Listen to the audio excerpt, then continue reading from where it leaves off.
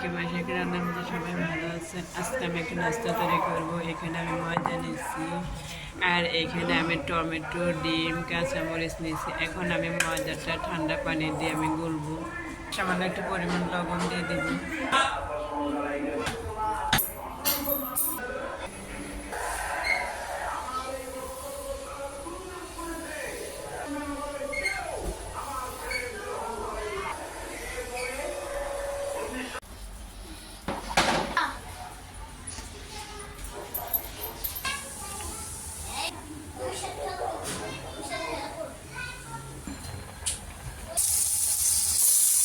পেঁয়াজ আর কাঁচামরিচ, টমেটো দিয়ে দিলাম। যে করে পাস্তাটা আমি দিয়ে দিলাম। সামান্য একটু ম্যাগি মশলা দিয়ে একটু টমেটো সস।